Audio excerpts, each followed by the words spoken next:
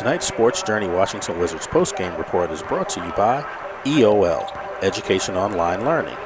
Be a genius. Innovative Homes, innovative and cutting-edge designs in home remodeling.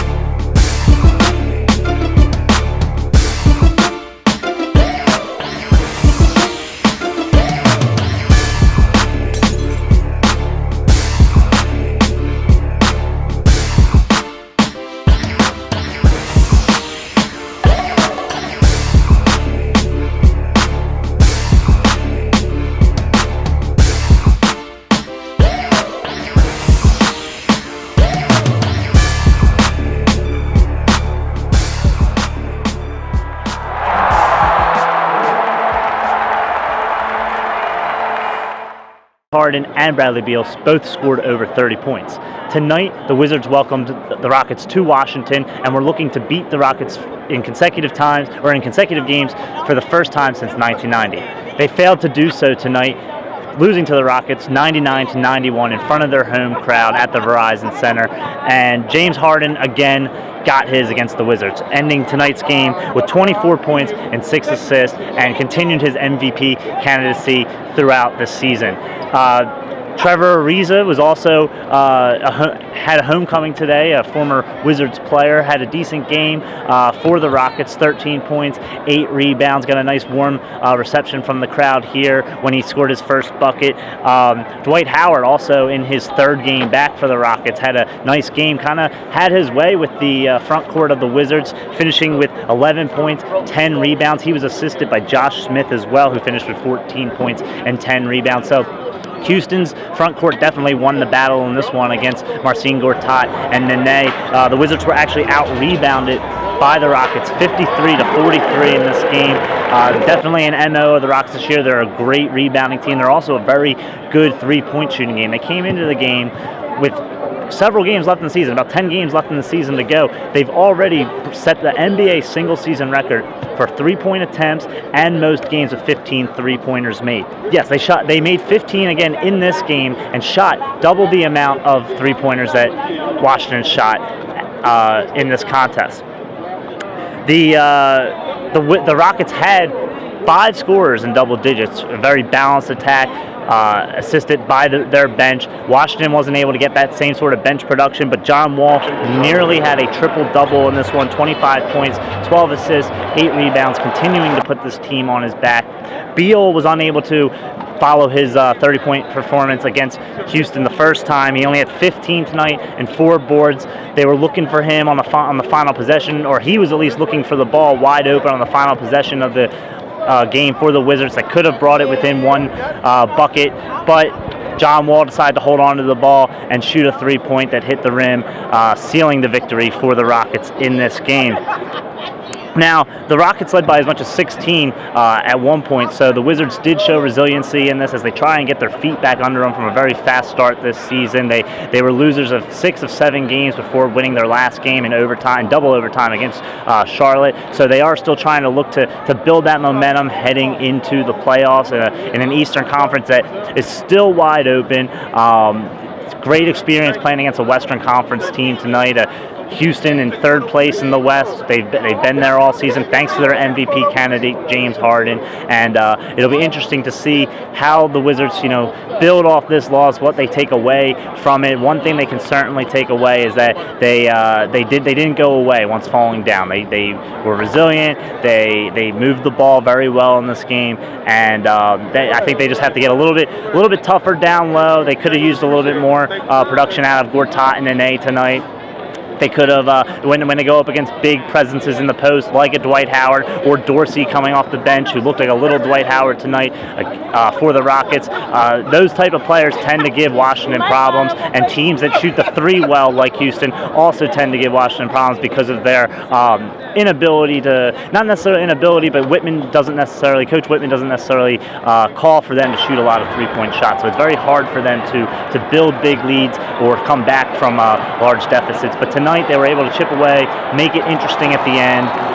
Unfortunately, not able to come away with the victory, but they'll be back at it again for sure.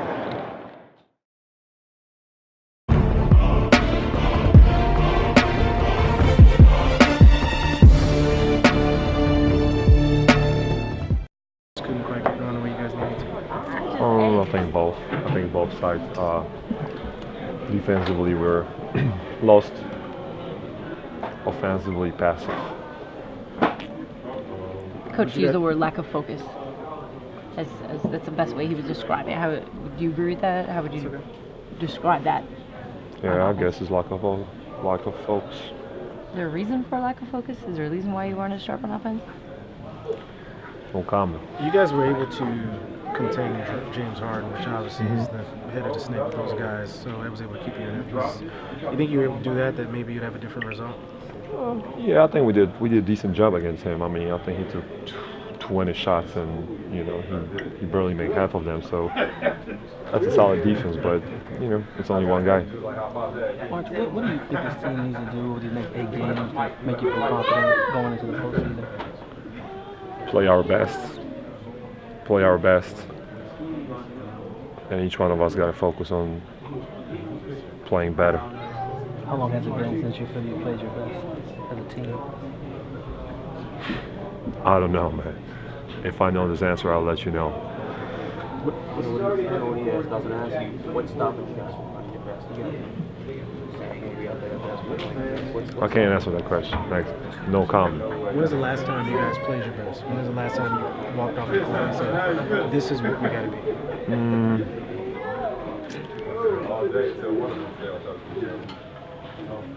Don't remember. What was it like to see Otto come out there and give you 15 points after not playing for like 4 or 5 games? I'm just happy for him. I'm really happy for him. It's tough for him being a hot pick in the draft and not playing. He's here every day working out hard and waiting for his opportunity, and that's what he did today. It's great. I'm great he get that on national TV. You're visibly irritated and annoyed by the way you guys are playing right now. Is this the way the whole locker room feels? I just want to get fined. Thanks, guys. Couldn't quite get past that hump. What was the reason why you couldn't quite do that today? To start the game off, we didn't come out with a sense of urgency and energy, and they kind of stepped on us, and we came back and played better in the second half, but just didn't get too many stops down the end and too many careless turnovers on my part. You guys have come out of timeouts or breaks, and looks like tonight, before you guys said defensively y'all were on the same page. Tonight, like offensively, y'all came out of timeouts and immediately had turnovers. What happened in those situations? It happened a couple times. Well, just not listening to what the plays was. People forgetting the plays, and as a group, we didn't execute, and we had careless turnovers coming out of timeouts, and we thought people knew the plays, and we didn't. Is that, with 8 games left, is that a major problem, the fact that you guys are forgetting plays? Yeah, that's terrible. I mean, it's already bad if you don't know the plays that we've been running for the whole season. We're calling out sets, but then come out of timeout when the coach draws it up on the board right then, and if you don't understand what it is, you can definitely ask before you get on the court. So that's frustrating, and that's a lack of focus that's hurting our team. Some of that's going to be put, some people are going to put that on the coach. You put that on the players, or is that coaching? I wouldn't put it on the coach because he's doing a great job of drawing it up. Everybody's focusing and looking in and listening. And like you always say, if you don't know, you already got time before you walk on the court to ask again. So it's all on us as players. Now, when was the last time you say this team was playing at its best? You felt like going to every game you go on? We was on the last winning streak we just had. Other than that, when we don't lock in defensively and don't come out focused from the start of games, we tend to get behind. And against good teams, you can fight your way back at certain times. Certain teams let you back in. But we don't have focus on the defensive end forget the offense and just the defense, and it hurts our team. Wherever you wind up seeding-wise, though, that can't continue to happen. I mean, what's going to take to get out of this? Just staying focused. I mean, all you do is focus in. If you don't do it, we can have a first round next year, and we'd be having a quick summer break. What do you? A couple of guys have said over the past week that you guys know you're going to be a 4 or 5 seed. So as a result, maybe the urgency isn't where it needs to be. You sense that at all? To be honest, I don't know what's the sense. I don't care what seed you're going to be. You got to go into playing into the playoffs and having some momentum going on your side. And if you're going and not playing good basketball, it can hurt you. So I don't care what seed we get or what's going on. You want to go in playing great basketball. Well, these next 8 games about for this team. Well, they're key. I mean, like I said before, these last 8, the last 12 to 14 was key to us. And we show sense of urgency one game, and then another game we take it off. So, I mean, to be where we want to go, where we want to be, and go as far as we did last year, we have to turn it around. Or, like I said, we'd be done quick. One of your goals was to, or at least some of you guys said here, was to be a 50-win team. Lost tonight means you won't be a 50-win team. Big deal?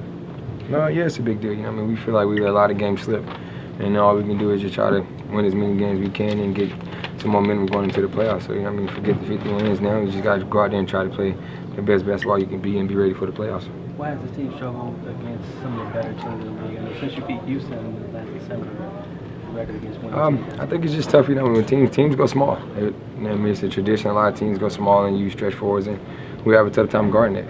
And the situation, and when we start getting better, that's what we're going to see in the playoffs.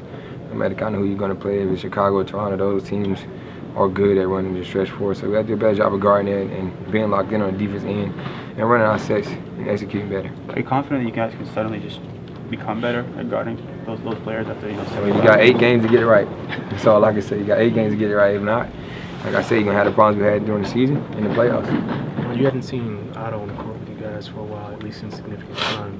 What do you see out of him? How you play? He came in with some energy. He played well. He played with a lot of energy, making some shots, rebounding, keeping plays alive. And I mean, that's what we're gonna need. I mean, we know Paul can gonna give it as much as he can while he's out there. The guys have to have an opportunity to step up.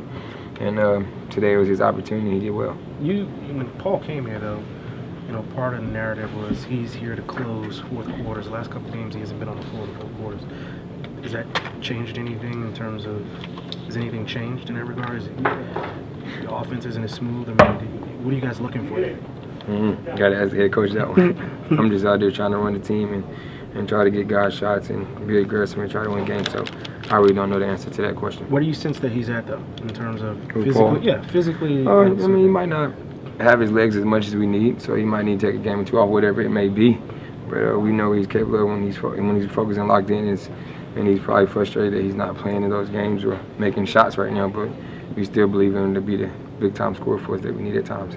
You see Otto have a game like this, but recent games he either doesn't play or hasn't produced much. Why do you think in some games he's producing and other games not there? You got to ask Mr. Whitman that one. I don't know. He's making a decision of who he feel like subbing in at times. And all we can do as professional athletes and players is just be ready. You never know when your name's going to be called. Like I said, he hasn't played in a while, but tonight he stepped up and played big for us. Thanks, John.